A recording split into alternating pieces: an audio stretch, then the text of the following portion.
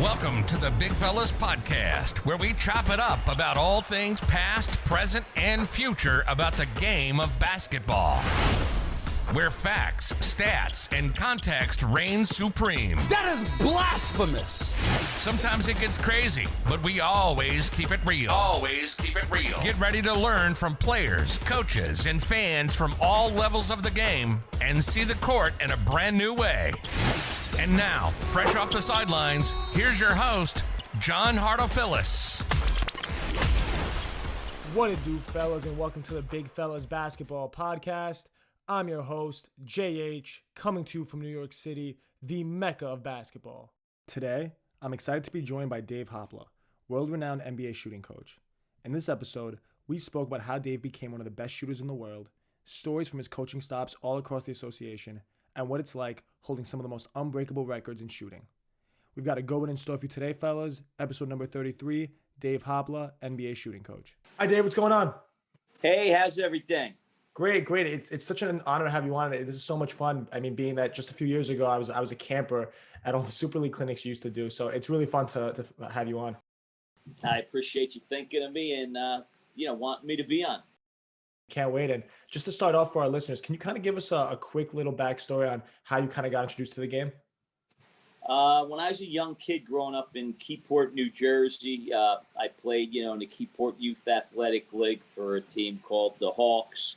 My coach was Willie McCoy. And growing up in a small town, I played baseball, basketball, and football. And basketball was my least favorite sport. I was a huge baseball fan and player. Willie Mays is my favorite athlete of all time. And I really, just played when it was in season. And then when I moved to high school, ninth grade, I attended a junior high, actually, before you went to high school in Baltimore. You only went 3 years. And I joined the YMCA, and being a new kid in town, that's when I really fell in love with the game because, I was at the Y all the time, and it was something I could do on my own. And it was a lot tougher to try to get better at baseball or football on your own. But basketball, there's so many things you can do. Oh, of course. So, I mean, were you kind of always a good shooter? Was it something that you really took a lot of time? No, I wasn't a good shooter at all. I learned to shoot the basketball. I went to basketball camp up in the Pocono Mountains, and learned from, three all-time greats, Herb McGee, Hank Slider, and George Lehman. And I watched them shoot, and I said, I can do that. And I went home and tried to emulate them and replicate them. Okay, so those three must have been greatest basketball mentors, or did you have a couple more as time went on? I had one of the biggest mentors I had was a guy by the name of Dana Cunningham, who went to Frostburg State, which is a Division III school in Maryland. And he happened to be in the Baltimore area during summertime, working at General Motors, I believe it was. And, he found his way up to the basketball courts where we played. And he actually took me wing and on my own. And he actually gave me Pistol Pete Maravich's basketball homework on a mimeographed sheet of paper. And I went home and, I started doing the drills down in my basement and all that stuff. And, we just reconnected a few years ago, via the internet and stuff. And he's like, I'm surprised you remembered me. And I always tell people, people never forget the kind acts that you do for them. Of course, it's super important to always try and help other people. And then, I mean, in turn, it always comes full circle, which is great. What was kind of like your playing career, like whether it was in college, and then when did you kind of start thinking of making that transition into coaching? I'll tell you what, I tell people, I wasn't very good. I was on JV as a junior in high school, and I say that's against the law in 32 states. And, when you're on JV as a junior, you're not very good. Then my senior year, I made, all county in Baltimore and honorable mention all state, and I made third team all metro. So, and then I went to junior college in Baltimore. I broke my ankle my first year and played like 12 games. And I don't even think the term existed back then, the medical red shirt and stuff. So I lost a year eligibility. And then my second year at junior college, I made all Region 20 and honorable mention All-American. I still don't know what that means. I mean, either you're an All-American and you're not. I mean, everyone's an honorable mention All-American. And from there, I went to school. I went to school out in Nebraska. I tell people I went to school in a foreign country in Nebraska. And I went to an NAIA school. And, most people don't know what NAIA stands for. It's no academic information available.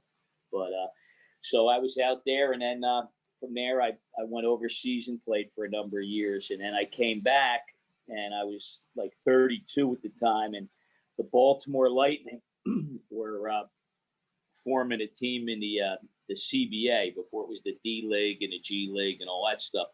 And Henry Bibby was the head coach. And one of my rivals, I used to play against Rod Norris, who's actually Gene Shue's nephew, was the assistant. And they said, why don't you come out for the Lightning? I got a nice gig overseas. And they're like, but you're a local favorite. You could put a few people in the crowd. I said, well, am I get 20 people in the crowd? He said, that's great for a CBA game, So I went out evenings, and forget it was when Lawrence Taylor broke Joe Theismann's leg during Monday Night Football. And it's one of those injuries that you see, you get sick to your stomach. And I get a phone call from Henry Bibby right after that. And he goes, I got some good news and bad news for you. I said, give me some good news. I said, I just saw Joe Theismann's leg get broken. He goes, you're still with the team. I said, what's the bad news? He goes, we're moving to Rockford, Illinois. And, I said, I can't do that. So now I'm 32 years old. The team's, gone out to Rockford. The checks had bounced more than the basketball. And I'm like, what am I going to do? It's a little too late to go overseas. And my friend called me up and said, hey, why don't you coach? And I'm like, I'm not a coach. I'm a player. I didn't want to coach. And he kept bothering me. And I said, look, his name was Joe Bucci. He was the coach at Dundalk Community College. So he kept calling me. And I said to him, look, Joe, I'll come in. I don't want any money. I said, I'm not going to commit to this. I'll come in whenever I can to help you out. And I've been coaching ever since. I went in there and just started coaching. And like I said, been coaching, ever since, all different levels. And then finally got my break in the NBA when I was 46 years old with the Toronto Raptors. And then from there, I went from Toronto to Washington to the Knicks and then to the Detroit Pistons. So who knows what the future holds now with all these new coaching changes. That story is super interesting, and I have my mic muted so that there's no feedback, but you really made me laugh with the checks bouncing more than the basketballs. That was really funny. Yeah, no, that's the truth, though. That was, overseas it was pretty similar sometimes. But, you love the game. At one point, my teammate overseas was Boo Williams, and Boo runs the big AAU program down in Virginia, and we hadn't been played in a while, and our coach said, if you guys don't want to play, I understand it. We're like, what else to do? That's why we're there. I mean, I'll play basketball. So, with these NBA jobs, you've had a couple really cool stops, whether it's the Raptors during a time when they had Chris Bosh, which is really interesting. Like, what were some of the really cool kind of moments you could pull from that? From the NBA it was a great experience being up there. We were known as Team Euro. We had a lot of European players. We had Jose Calderon, we had Jorge Garbajosa, who's now I think the commissioner of the Spanish League and everything. We had Anthony Parker, who had played overseas for a number of years, before, getting his break in the NBA. And we had Rasho Nesterovic, Euro Slow Car, Pop Sow off the bench. I mean, it was a great group of guys. There was no cliques on that team. Like, we'd go out to dinner as a coaching staff, and, you'd figure TJ Ford and Chris Bosh, both African-Americans, both from Texas, are star players. You would think okay, they're going to be hanging out all the time. We'd be at dinner, and in would walk TJ Ford with Jose, who was his backup at the time and everything. Or the next stop would be TJ with Rasho going out. What did they have? But it's just a close-knit. There was no cliques on that team, and it really showed on the court. I mean, we really moved the basketball. And, being with my first team, it was a great experience. We ended up winning the Atlantic Division, but somebody had to win it that year. It was really bad. We were 500, 42 and 40, I think, just above 500. We won it, and we lost to the Nets in the first round of the playoffs. So it was just a great run, great experience. And Coach Mitchell was Coach of the Year. And it was Andre Bargnani's rookie year. I forgot we had him as well. He was the #1 pick that year. That's great. It's interesting when you brought up Anthony Parker. He was on a Zoom call yesterday. James Pursuris was actually in that call. It was with one of our really good friends that's a coach at Super League. He organized it. And Anthony Parker, great guy. He was so nice. I mean, he stayed on. He's a wonderful human being. A great person. He's really one of my favorites. He really is. And then also when you brought up Jose Calderon, I mean, it's interesting, especially because he was one of the probably the best free throw shooter in NBA history. I mean, he had the best season ever, shooting 98.1%. What was it like for you, kind of like being with him almost every single day, like sharing secrets on shooting? Like, did you learn some stuff from him? He learned some stuff from you?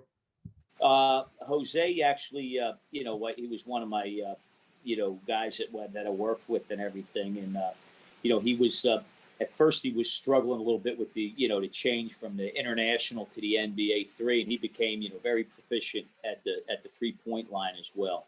And, he continued to improve throughout his career. I mean, just retired a couple years ago now. And, he was always a good vet. And I'll never forget when TJ Ford got hurt. TJ had hurt his ankle, and, Jose was playing at a high level. And TJ was concerned, I think, I might lose my starting job or something. And he was trying to come back a little too soon. And Jose's like, amigo. He goes, you come back when you're ready. I go back to the bench. All I want to do is win, man. It's just the whole, difference in thought process with the European players, knowing that it's more of a team game. And that's what we exemplified up there in Toronto. Toronto's the only international team in NBA. Mentality over there, because, I mean, we've obviously, with James, gone to Greece many times. I mean, I remember I was 16 the first time we went and played against those teams. The way they approach it is so different. We've had kids from there play on our teams, and the way they talk to us in the huddle is just the word "I" is it's almost not even in their vocabulary, which is crazy to see. Right. No, and it's it's the way the game should play. There's nothing nicer to watch in a game of basketball when everyone touches that ball and the defense is trying to scramble, gather their rotations to catch up to the ball. I mean, it's a beautiful thing when that ball's being passed. Like the old Knicks with Walt Frazier and them, they were that way. And now it's, everyone wants to do everything off the bounce and everything. And, it's only like 1% of the players that actually do that on a consistent basis, Of course. And then I remember, because James made a big point of the reason that this happened is because when they go home, their parents ask them, did your team win? Not how many points did you score, which might be kind of the more mentality back here in the States. What are your kind of thoughts on that in terms of whether it's AAU culture, just that whole mentality of, oh, did you score 30? Okay, good. If win or lose, that you did a good job, which is kind of how we look at it here. But over there, it's like if you score 8 and your friend scores 10 and you guys end up winning, that it's a great game all around. Right. I think too much. Well, it's changed from going way back. I mean, it used to be you look at the old going back in the 70s and everything. It was the Lakers versus the Knicks. And then it became Kobe Bryant and the Lakers. The star players were put before the team. And, I like when Bobby Knight was coaching in Indiana, he never had a player's name on the jersey. You played for Indiana. You didn't play, for yourself. And, we're a very, selfish, country here in the United States. It's all I, me, before, the we. And, I think that carries over, everywhere on, not just on the basketball court, but off the court and everything. And kids are all worried about, how many points they score, how many touches they get. And you see that in the NBA. Guys winning, it's finally late in their career, they're like, you know what, I haven't won anything. I mean, you go back, I just finished reading 3-Ring Circus, and, Karl Malone and Gary Payton tried to get that ring going to the Lakers. They thought, they had a chance to win there because that was missing in their career. But, after you get all the personal accolades, it's like, it's really hollow, and, I think AAU basketball, the kids play too many games. Say we're going to Spooky Nuke this weekend. All right, we're playing at 9:00 Saturday. We lost by 30, and we're the elite team. Everyone's elite. They lose by 30. I don't know what that other team must be at this. So we play at 1:00. Oh, we lost by 20. We're playing again at 8 tonight. All right. Now we're in the losers bracket, so we play at 8:00 Sunday, and then we lose again. We play at noontime. So you're playing 6 games, whether you win or lose. So kids become like numb to losing. I know when I was growing up, we didn't have AAU. You went to the park to play. And if you lost, you sat. And you played with older guys. You were always playing up. You didn't play with, now kids lie on their, they want to play down because they want to be the big star and everything. And it was an honor if the older guys picked you, if you were in high school and you got to play. And you had to play the right way if you wanted to stay on that court. You had to defend, you had to pass the ball, and the only time you shot is if it was a last resort and you were wide open, and you better have made it.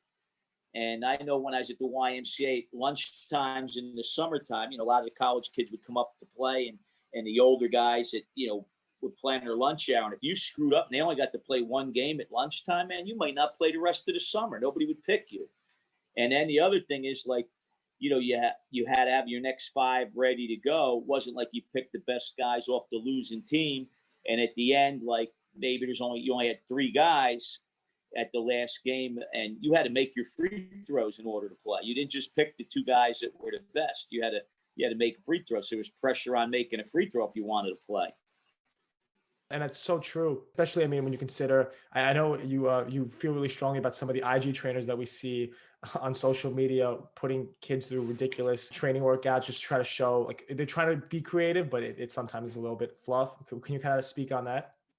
Yeah, actually, I just was watching, I actually just posted it too last night. It was episode 10 from my buddy, Mike Procopio.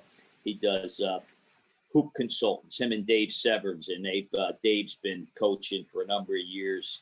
Now he's scout. Mike used to be player development with the Dallas Mavericks. I've known him since he's 10. And he said, he used the reference. It's like, the Wizard of Oz. We're off to see the wizard, and everyone see what the wizard was. And, at the end, when they pulled the curtain down, what was there? The little guy with all of it there. You're expecting to see, like, some, they think NBA workouts. Oh, NBA, like, we have something like, it's simplicity. It's repetition, doing what you're going to do in NBA games. And, like, these guys, and I understand you have to be able to dribble a basketball, but 99% of you are only going to take 1 or 2 dribbles in a game. You're not going through your legs 72 times, crossing over behind the back into a step back jump shot. There's less than 1% of the players that do that. But all these kids want to do that. And half of them, if you did that step back that James Harden does in high school, that's a travel. I don't care. It's a travel. So why would you even be practicing it? So, and then they're trying to teach kids Euro steps. The kid can't even make a left-hand layup, and you're trying to give them a Euro step. You have to master the basics before you can go from step A to step B. You can't skip steps if you want to be a great player. That's so important. And can you kind of touch on some stories of kind of the great players that you worked with, a lot of people talk about Kobe, how they'd go to workouts and watch him play, and he'd do basic jab step, do basic footwork drills, and they expected something crazy. Can you do you have any experiences seeing that? Yeah, well, I worked Kobe out like his first 4 years. I was working for Arn Tellem and everything, and it was simple stuff. And I know the story you're talking about. Alan Stein was talking about, wanted to go watch Kobe work out. He said 4:00, and Alan said, well, there's games 4:00. And Kobe says, no, it's 4:00 in the morning. And Alan went to go watch him work out. He says he's excited. Kobe's the greatest player in the world right now. He's, the MVP and all this. And he said he sat there with his notebook and didn't write down one thing, because all he did was a jab, jump shot, 1-2 dribble, pull up, and so forth. And that's what it is. I mean, it's like, the first time I worked Kobe out, he was 17 years old. We go to the gym. He looks me right in the eye and he says, teach me, coach me, tell me what I do. I want to be the greatest player to ever play the game. And if Kobe did something wrong or something, he wanted to be correct. I mean, he wanted to get things down pat. And a lot of times, like, we would work on a certain drill, and I'd say, okay, you got to make a certain amount. And he'd say, he goes, I want to keep doing it. It doesn't feel right yet.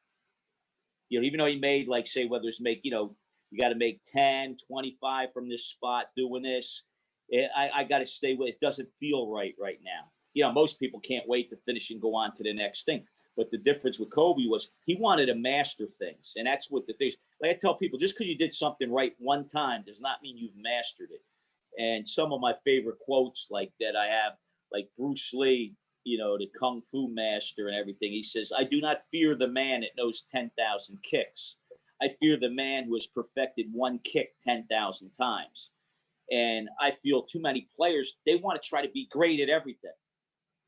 It's like 1%. Once again, let's go back to the 1% that they're going to be great at everything. Kobe was offensive defense player. Michael Jordan was an offensive defensive player. There's not everyone is a two-way and great at everything. It's like, you got to find your niche, master your role, dominate your role, and be the best that you can at that role. Unfortunately, every kid thinks that they're Michael Jordan and LeBron James and James Harden, So then going back to, you end up going to the Knicks. They have a record-setting season in 2013. I mean, that's something, obviously me being a New Yorker, most of the listeners to this show are Knicks fans. What can you kind of tell us about that experience and kind of being part of the organization the last time they were both relevant and or fun and all that good stuff? It was an exciting time for me. I grew up in New Jersey, and when I was a young kid, I loved the Knicks back with Walt Frazier, and and then they got Earl the Pearl, because I was a Knicks fan living in Baltimore and stuff, and they used to have some epic battles. They just matched up so well. So for me, going into Madison Square Garden, I was excited every time I went in there, and I would get in there early to get my workouts in. And I'm like, I got Madison Square Garden for my own personal playground. So I was excited. And then, to be with the Knicks organization, and all the experts didn't even pick us to make the playoffs that year. We were an older team, and they didn't think we were like an afterthought. And then we win 54 games, Celtics in the first round, and we lose to Indiana in the second. And then all of a sudden, you should have beaten Indiana. Maybe we should have, but nobody even picked us to beat them. If you would have said at the beginning of the year, we're going to win 54 games and get knocked out, it would have been like, there's no way possible. But when we did, it was just a great season all the way around. We had a great bunch of veterans, and even our rookies that year were old. We had Chris Copeland at 28 and Pablo Prigioni at 32. So our rookies were veterans. They had been playing overseas for a number of years, and it was just a great group of guys. They did things we used to joke about and shoot around and walk through. What are we going to show these guys that they haven't already seen? We had Jason Kidd, who's 40. We had Kurt Thomas, Marcus Camby, Kenyon Martin.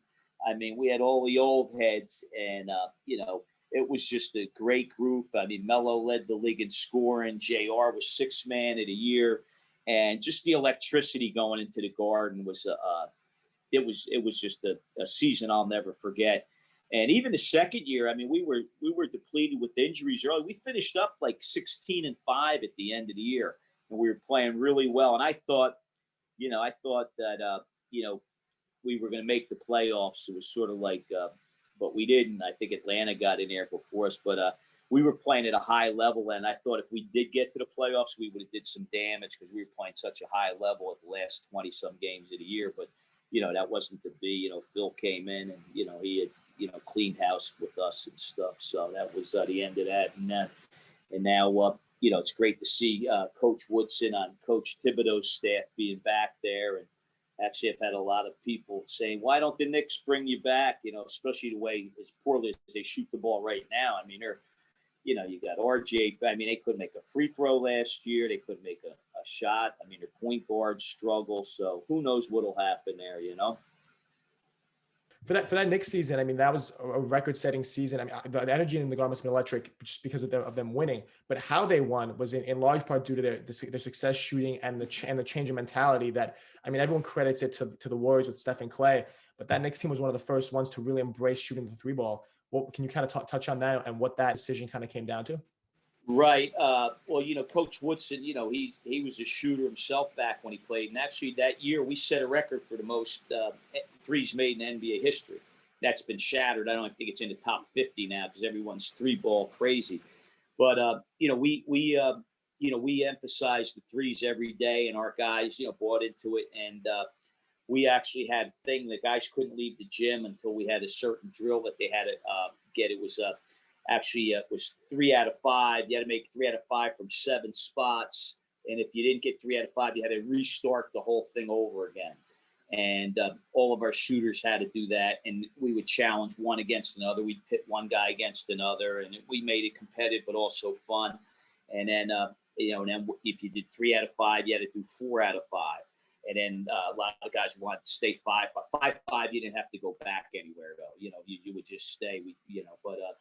Guys got into it. The thing that I think really had a lot to do with it. I'd been speaking at camps for so many years. Most of the guys had seen me at camps. Like, JR saw me when he was, a real little guy.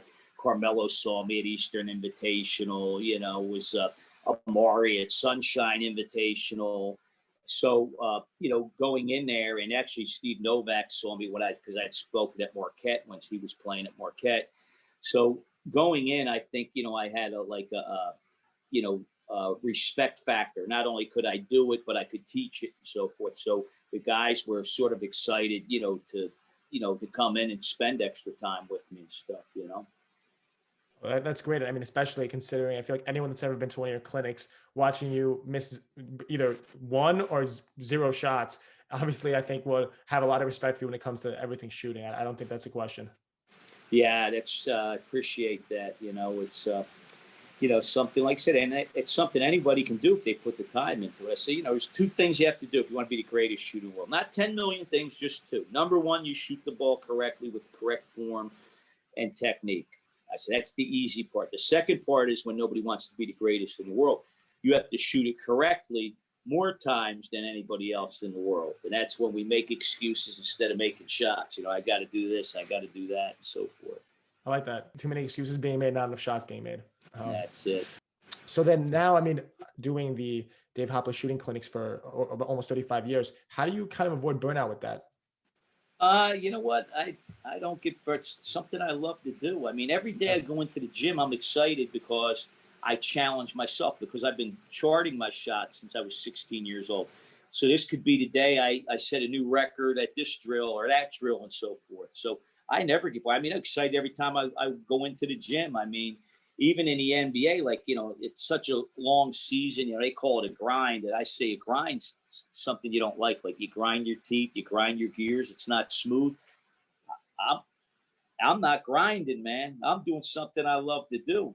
And it's like I'd say to the guys, I haven't been playing this. I said, why did you start playing basketball? Why did you start playing? Well, it was fun and I loved it. Exactly. Now, it's no longer fun. You don't love it. You're making more money than you ever thought was imaginable, and now you're miserable. Go figure that one out. And I tell the guys, your time is going to come during the NBA season, and that's why you got to keep putting in that time, doing your practice, putting in extra time.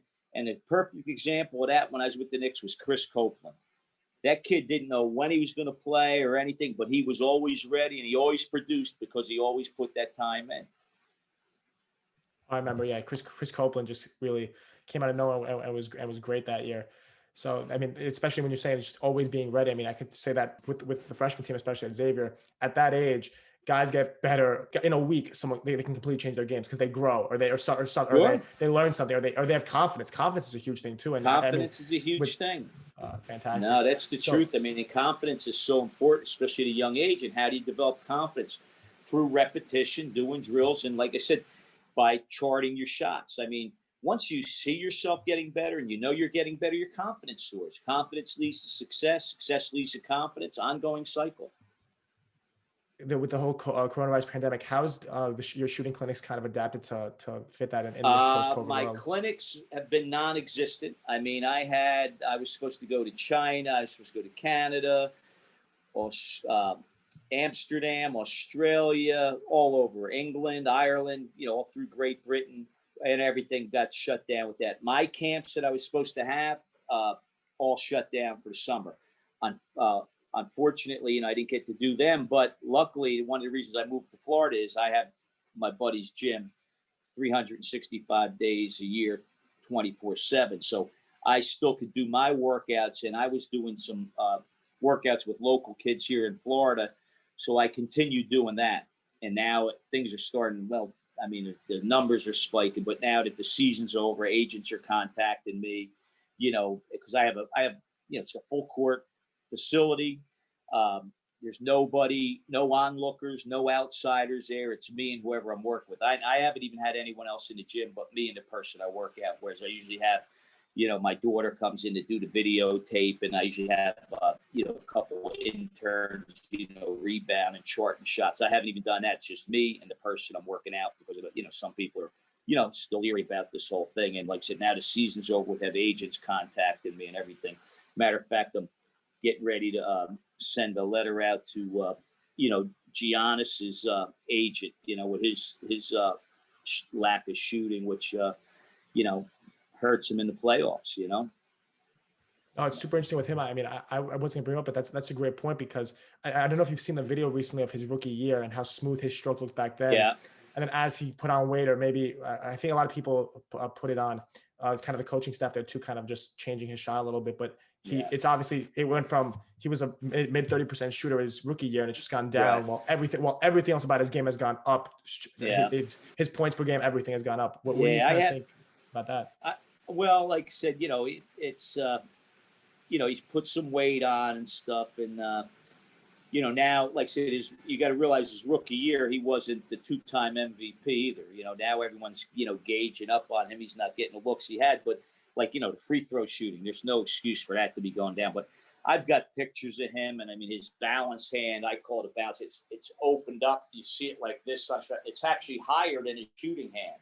It's up here, and his shooting hand's like here, and there's a few problems, that I see with the stroke and everything. But I mean, he's a hard worker. There's no reason why he shouldn't, continue to improve and everything, because he can do everything else. But as you see, during the playoffs, the team, they're just getting ready to play that team. They set up their defense build that wall so he has nowhere to go. And during the regular season, it's great because you play them 4 times a year, and you're not just gearing up for them day after day after day. So, of course, playoff basketball is a completely different style. That's something people don't really understand. They just think, okay, a lot of this stuff carries over. Most of it, it's so different in terms of how teams can prepare for you, and that's why some teams can do great in the regular season and bad in the playoffs, and others can really ramp it up in the playoffs. Same thing with players too, how some are able to complete changes, just because it's kind of like how styles make fights, which is just right. Super interesting. I'll never forget when we made the playoffs up in Toronto, and after the first playoff game, we played the Nets. They were a veteran team, and after the game, Chris Bosh goes, "Geez, what a different game." Just the intensity. Every possession is so valuable and everything, and it's a lot more physical and everything. And well, back then it was not nowadays. I mean, now you can't even bump the cutter anymore. So. Sure. And then one last question just to wrap up. What's some advice you'd give yourself when you were younger, whether it's when you were a kid, when you were in your 20s, just out of college? What kind of advice would you give yourself then that you kind of didn't really think of at the time? I would listen to my elders, people that have been there and done that. It's as I get older, I look back and then I'm like, yeah, now I know what my mother was talking about. But when you're young, you think you know everything, and to be coachable.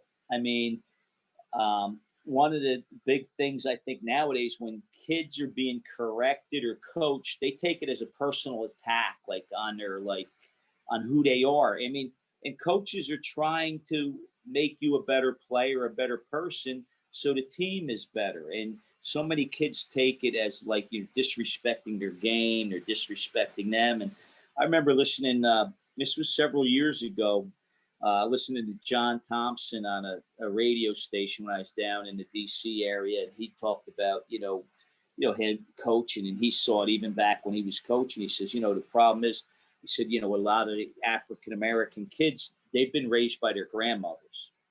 The dads have left, so they haven't had any real male influence in their life. So they're actually reluctant to trust a male figure because the dad has left, the dad's not there, and he said he thought that they were a little leery of that, well, you're gonna end up leaving me too, and so forth.